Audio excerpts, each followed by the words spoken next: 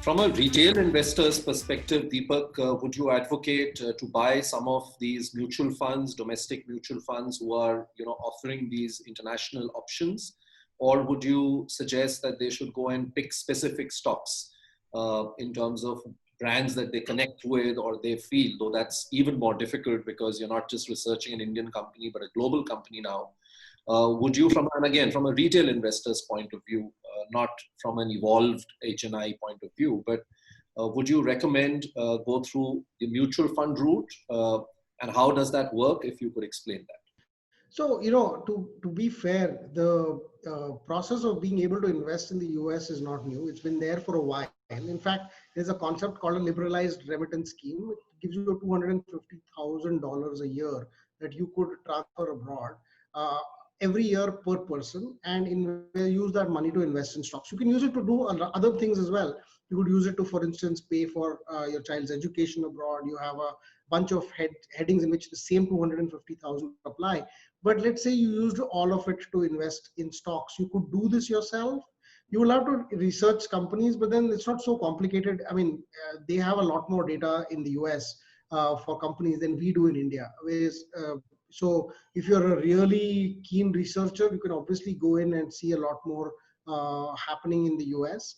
The problem is the cost and the time, and the way the structure works is not actually beneficial for you. So the cost, you have to open an account with a US brokerage. You have to transfer money from India through your bank account only. You can't use your credit card, debit card, whatever. It's not allowed. You have to go through the banking channels. The banking channels, knowing this, charge you a fairly hefty fee for doing such a transfer. So it may be 1,000 rupees. If you're doing 50,000 at a time, paying 1,000 rupees for one single transfer is almost like paying a 2% load for every transaction that you make. And maybe 50,000 a month is all you have to invest. So what will you do? You might say, I'll wait for 6 months, collect the money.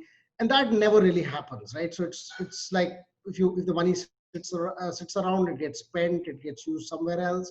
So it doesn't really work for a systematic retail investor compared to investing in a mutual fund in India. So the cost is one, the effort and time is the other. The last part is, of course, US markets trade in the night.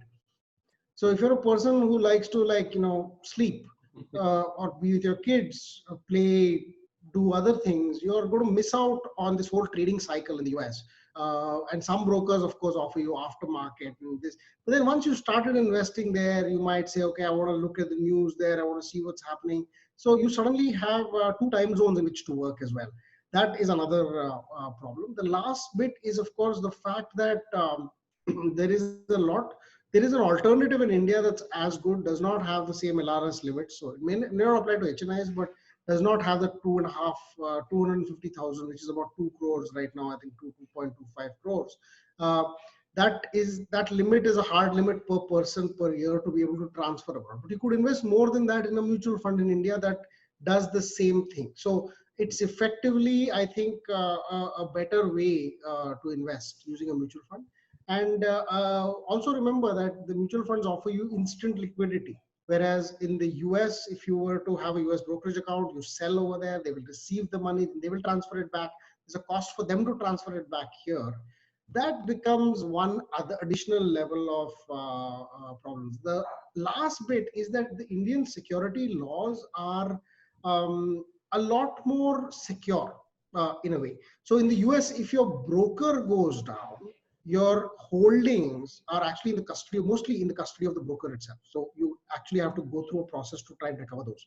There is some security and some measures, but then that involves a lot more work than just sending a letter. Here in India, all your stocks are in your demat account with yourself. So at least for the most part. Now SEBI's fixed that with the Carby episode. They've made sure that all your stocks are in your own demat account.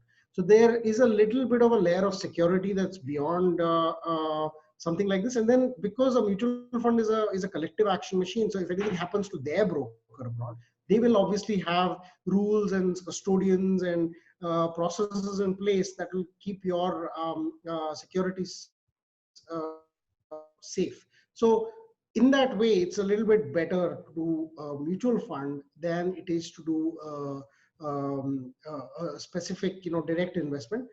especially if you're a small retail investor who's looking to invest on a monthly basis and just wants exposure, doesn't really care about individual stocks per se. So, Mutual fund investments are subject to market risks. Read all scheme related documents carefully.